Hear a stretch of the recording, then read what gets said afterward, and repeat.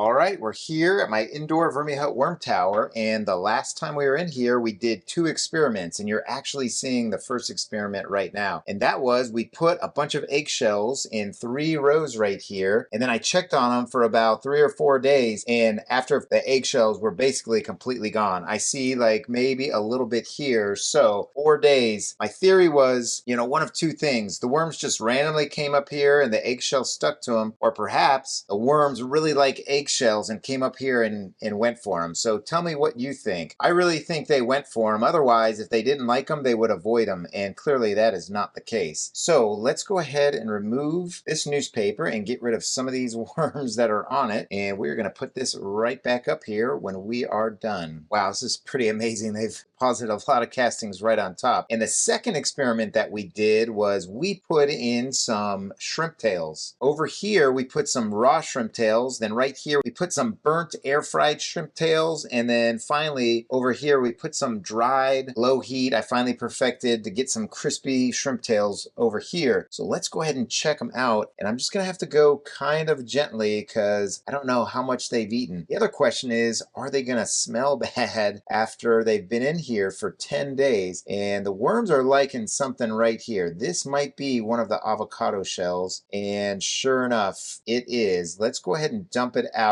and see what we've got right here. Oh, and what we have is a little feeding frenzy worm ball. Let me go ahead and just kind of see what they're after. I think this right here might be something. Let's come back to that and see. They really love to hide out in those avocado shells, and they took a lot of the flesh out of it. But I know there was a couple of shrimp shells that might have made it in here. This little piece right here, I think might possibly be a shrimp shell along with that little worm that's in there. And let me see what else. As I put my finger through here, I'm starting to feel something hard, but it may just be the castings. That is really cool. Little avocado worm ball. And they like to hide in these avocados, or they kind of have a little party in there. Let's go ahead and put these over here, and let's keep digging in and under. See if we can find any whole shrimp shells. We've got another worm party going on, even though this shrimp shell was turned over like that. So that is pretty cool. Avocado. And let's see. What did I say? Shrimp shell. I said shrimp shell. I meant avocado or avocado. And no shrimp shell in there. Just this little piece that we're seeing right here. And I'm not sure if that's shrimp or if that's a piece of cardboard or something entirely different. But I'm not seeing anything that strikes me as, okay, that is definitely a shrimp shell. Let me dig underneath. Ooh, you know what? Here we go. First shrimp shell. And it looks like it is the burnt variety. So just like me, they do not like burnt shrimp. I'm going to dig under here and see if there's any more sign of maybe that raw shrimp shell. And I'm not seeing it. What I am seeing is some damp bedding, and that's to be expected because that was only our second feeding. And what I found in this bin is that as I feed more and more, the moisture accumulates in here. So I actually put dry bedding in here when I add food and bedding. And nope, I thought maybe that was it, but it's not. It's just part of the mango seed. So I would say the just raw shrimp shells are gone. I am not seeing anything in there. So let's go over to the center part and let's see if we see any more of this burnt shrimp shell here. And that might tell me that they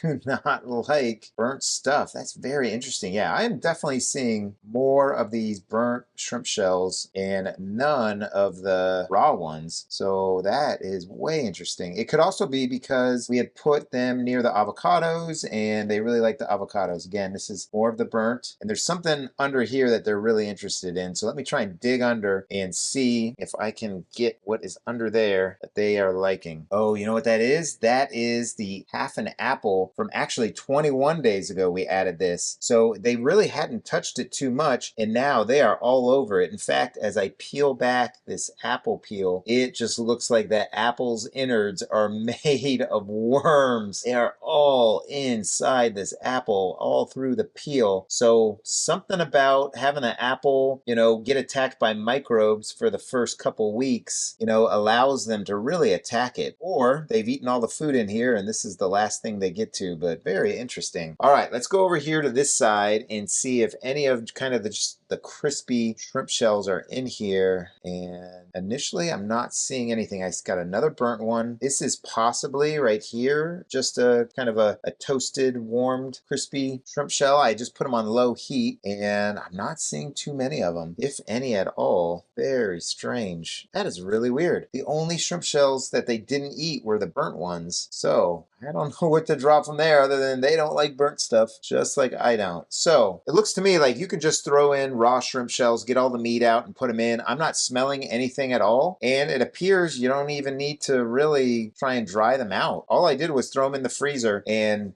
toasted a couple sections of them and put the raw ones in. Very cool. Let's go ahead and dig up the rest of the feeding and see if there's anything else other than globs of worms just enjoying what we had in here. And it's been 10 days since we were in here, so I would expect to see more through the trough right here and less on the edges than I would if I came in here in 14 days and they'd cleared all this out and then kind of spread throughout the worm bin. So what I'm going to do is aerate the rest of the bin and then we'll get on to our next feeding.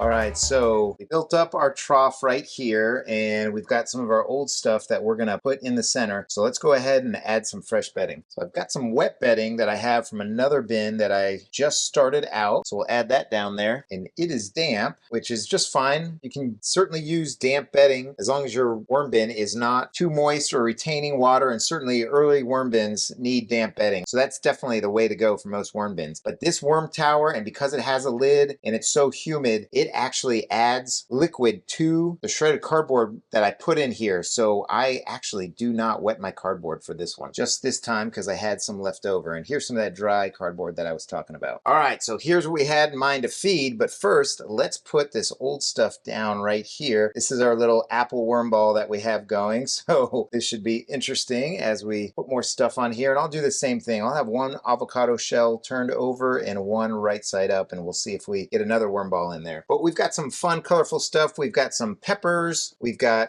a lettuce stalk. We've got these 3 carrots. My mom had left some carrots in her refrigerator while we all went up for the wedding of my son and daughter-in-law, and they grew roots on them. So she wanted me to put these in here and see how they did. And I'm going to put a couple of them in whole, and I'll put 2 like that. I'm actually going to put a little more bedding right on the worms because I don't want to put anything frozen right on them. We've got more lettuce stalk, some sprouts and broccoli, and we've got more peppers. And I think I'll give them a favorite. They've got some watermelon right here, and we'll even put in a whole lemon that had kind of molded right there, or I should say half a lemon, and this pepper that is kind of molded over and got a little bit rotten. So there we go. So let's go ahead and in with some worm chow. Now this is expired grains from my pantry, but it also has some dehydrated fruit that I put in here and then ground up as well. And I did that because in my tiny worm bin, we were trying to get some of the moisture out, so we were just feeding it dry foods, and that was one of the ways that I did it. So I mixed that all up into my worm chow, and now we've got some coffee grounds that we'll add in here, and they're just spent coffee grounds and tea grounds, and instead of throwing them in the garbage, I'm gonna put them in my garden by letting them get processed through my worms. And then finally we'll go in with some eggshell grit, and I'm actually gonna put this all over this worm bin because clearly they are enjoying the eggshell grit, and again, it's just another opportunity for me to get it into my garden instead of into the landfill. So this is a bit of a tall